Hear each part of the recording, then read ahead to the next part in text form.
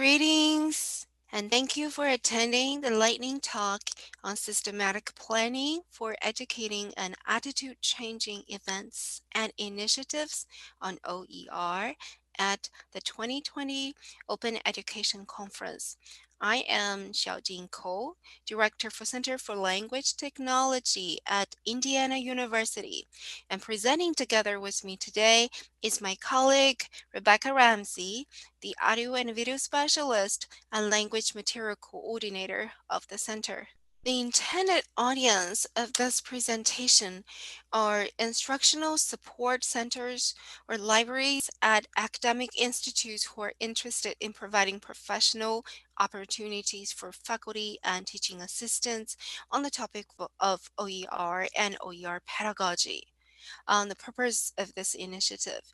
In summer of 2020, at Center for Language Technology at Indiana University, we developed a detailed plan that gives us a structure to systematically introduce the concept of OER and OER enabled pedagogy to explain its importance and relevance to our faculty, to train them to take advantage of the existing OER, to provide tools, financial incentive, and technical services to create and host OER, and to engage them in OER enabled pedagogy, as well as to involve them to conduct action research on the topic. So, the series of events is an undertaking for not only informing, educating, and training, but also for attitude changing, for transforming actions and empowering that transformation.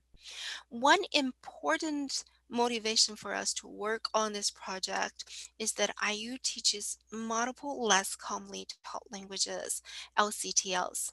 LCTLs have much fewer languages, teaching, and learning materials such as textbooks, authentic materials, and teaching resources, or lesson plans that can be easily adapted.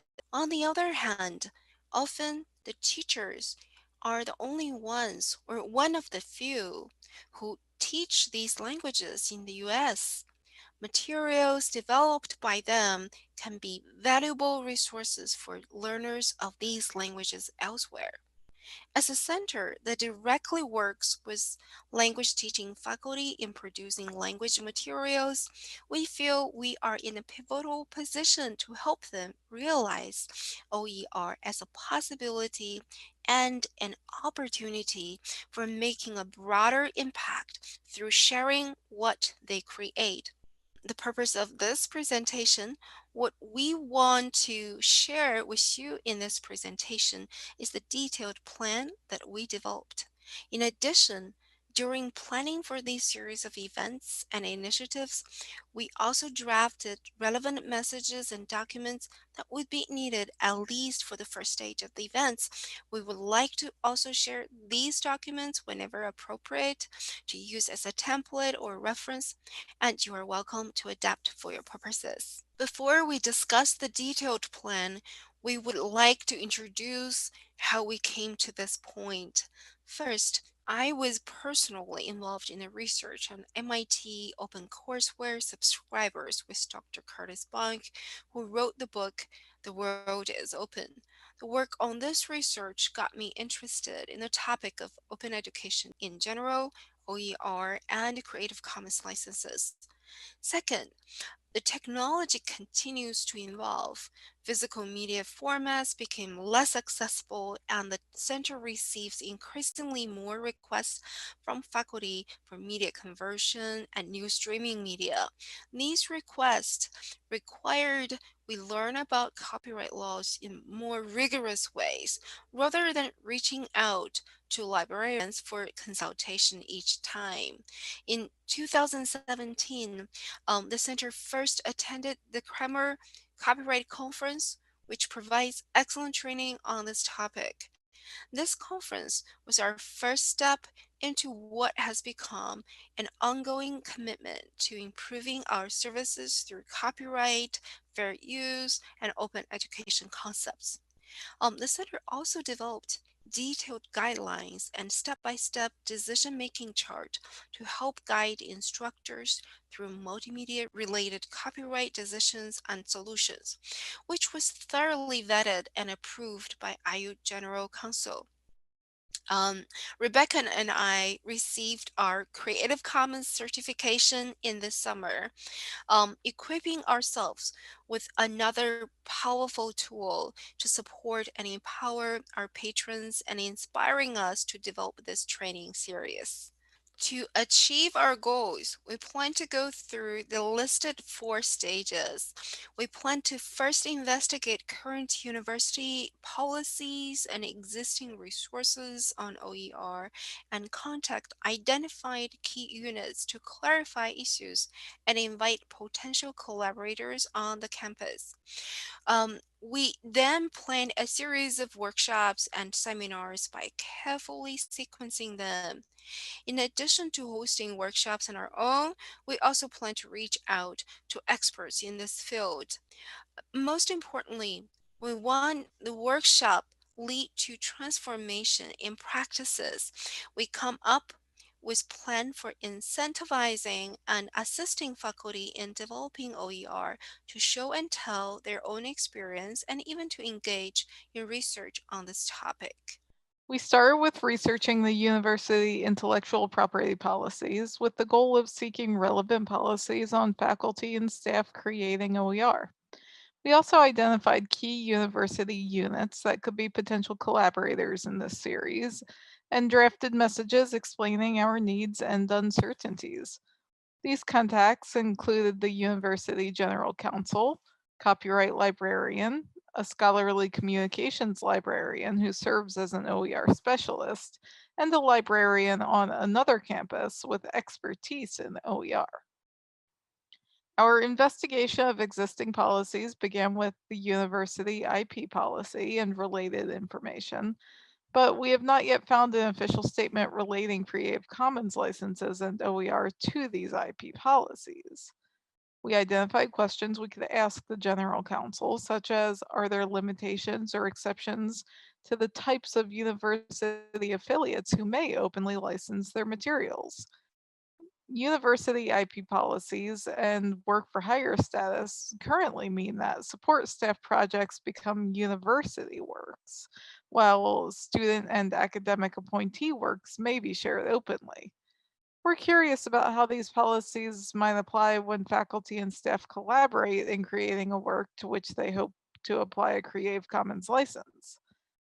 And recognizing these potential limitations, is there an established process to appeal for exceptions to the IP policy, specifically for the purpose of creating OER?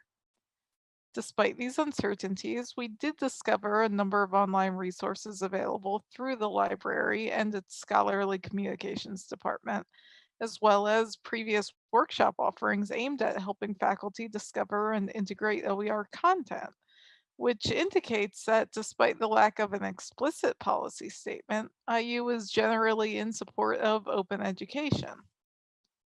We drafted messages that briefly explained our center's role in teaching and technology support and instructor professional development, as well as staff training and limitations in copyright, OER, and Creative Commons. And we provide our reasoning for and goals of the event series. We'll be using these messages to open a dialogue about our current questions that require clarification, as well as to invite collaboration for this series. After sending these messages, our next step will be to schedule meetings with these contacts to continue the discussion. After we clarify university policies, we plan to offer a series of workshops starting spring 2021. Our first workshop will focus on reviewing the basics of copyright, introduce the basics of Creative Commons licenses, clarifying concept of open and free, as well as showing faculty how to search for open content in general. Then we're having a series of workshops and guest speaker seminars on the concept of OER and open education. We will also invite faculty at IU to share their own experiences of integrating OER in teaching, hoping they would make use of what they learned in the workshop. We'll focus on the more complex issues of assigning Creative Commons licenses to OER work faculty will create on their own. On our side, we'll work with financial offices to figure out method to incentivizing faculty for creating OER, such as providing grants. We will also look at our web structure to explore the possibility of creating a portal for the OER created for language teaching by IU faculty. Both are done for the purpose of transforming practice. We also hope to continue to support faculty to transform their teaching practices by encouraging them to do research on this topic, hopefully with some modest conference funding. We'd like to share the documents and materials that we developed for the first webinar, which are Creative Commons licensed, and we welcome you to adapt them for your own use. These documents include the invitation letter for faculty to attend the workshop, and it's worth noting that we have listed the recipients of this message, which, in addition to faculty, include other personnel such as department chairs and associate deans. Since OER development needs to be embraced by administrators before faculty will be willing to engage. We hope that the series will both inform and change the attitudes of the administrators. You're also welcome to check out the detailed design document that includes learning objectives, sequence of instruction, and additional resources, as well as the workshop slides themselves. These materials are accessible via clickable hyperlinks from these presentation slides, available at the URL listed. Thank you for joining us for this lightning talk, and we welcome you to contact us with any questions.